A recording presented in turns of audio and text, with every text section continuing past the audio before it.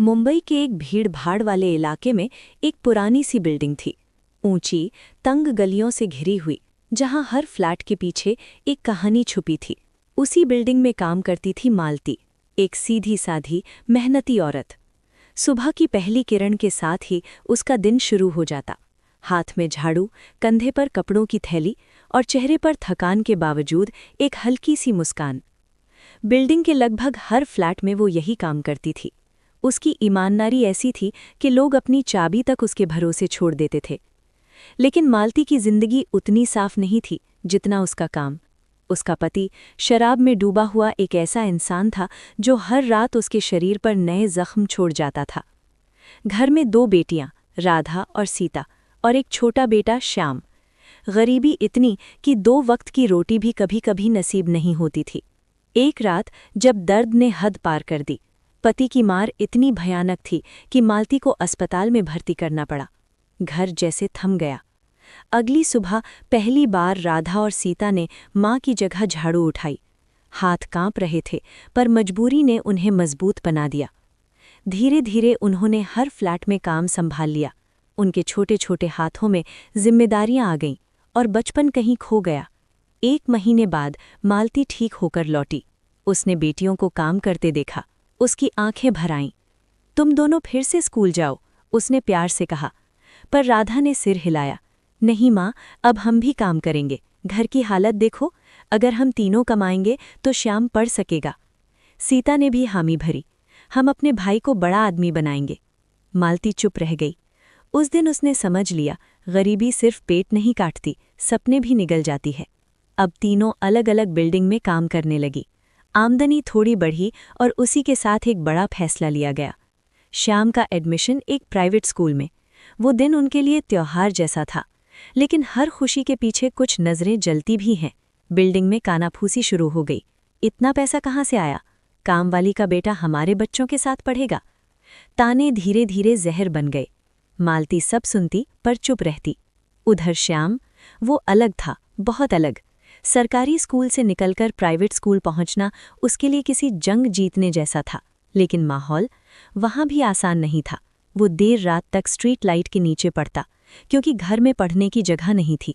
उसकी आंखों में एक ही सपना था, माँ और दीदी को इस जिंदगी से बाहर निकालना। वक्त बीतता गया। श्याम 10वीं में पहुंचा। एक रात वो हमेशा की तरह स्ट्रीट लाइट के नीचे बैठा पढ़ रहा था।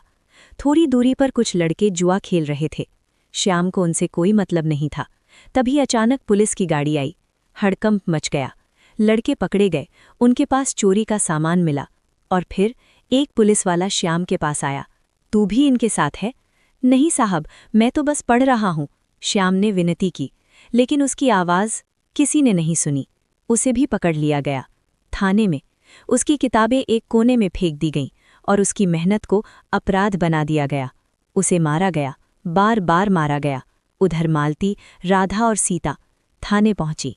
रोते हुए गिड़गिड़ाईं, साहब हमारा बेटा निर्दोष है। पर जवाब में मिला अपमान। उन्हें धक्के देकर बाहर निकाल दिया गया। श्याम ये सब देख रहा था। उसकी आंखों में आंसू नहीं थे, कुछ और था जो धीरे धीरे जन्म ले रहा था, नफरत। बहुत मुश्किल से जमानत हुई। श्याम घर लौटा, पर वो पहले वाला श्याम नहीं था। और यहीं से उनकी जिंदगी ने करवट ली। बिल्डिंग के लोगों ने काम छीन लिया। चोर का परिवार है। राधा और सीता को भी निकाल दिया गया। घर फिर से अंधेरे में डूब गया। उस रात राधा फूट फूट कर रोई। सीता चुप थी। मालती टूट चुकी थी। और श्याम, वो चुपचाप घर से बाहर चला गया।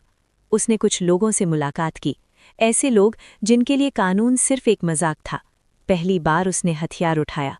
पहली बार उसने डर को पीछे छोड़ा। और फिर वो वही बन गया जिससे वो कभी नफरत करता था। चोरी, लूट, गैंग। धीरे धीरे श्याम का नाम फैलने लगा। मुंबई की गलियों में अब एक नया नाम था, श्याम, डर का नाम। पैसे की कोई कमी नहीं रही। माँ और बहनों को उसने अच्छे घर में रखा। लेकिन उनकी आंखों में खुशी नहीं थी, क्योंकि जिस सपने के लिए सब कुछ किया था, वही सपना टूट चुका था। एक रात श्याम अकेला बैठा था। उसके सामने उसकी पुरानी किताब पड़ी थी, जिस पर धूल जम चुकी थी। उसने उसे उठाया और पहली बार उसकी आंखों से आंसू गिरे।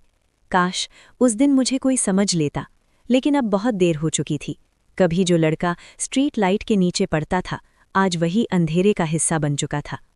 कहानी यही कहती है कि कभी-कभी गलती इंसान की नहीं होती, हालात और समाज मिलकर उसे उस रास्ते पर धकेल देते हैं जहां से वापसी नामुमकिन हो जाती है। और अगर उस दिन श्याम थोड़ा और सब्र कर लेता तो शायद आज उसकी कहानी कुछ और होती। अब तक आप सुन रहे थे कहानी किस्मत का खेल। मैं हूं निशा विश्वकर्मा और मैं आपके लिए ऐसी ही दिल को छू जाने वाली कहानियां लेकर आती रहती हूं। अगर आपको ये कहानी पसंद आई हो तो कृपया मेरे चैनल को सब्सक्राइब करें और बेल आइकन ज़रूर दबाएं ताकि आने वाली हर नई कहानी आप तक बिना किसी रुकावट के पहुंच सके। साथ ही इस कहानी को लाइक, शेयर और फॉलो करना ना भूलें। धन्यवाद।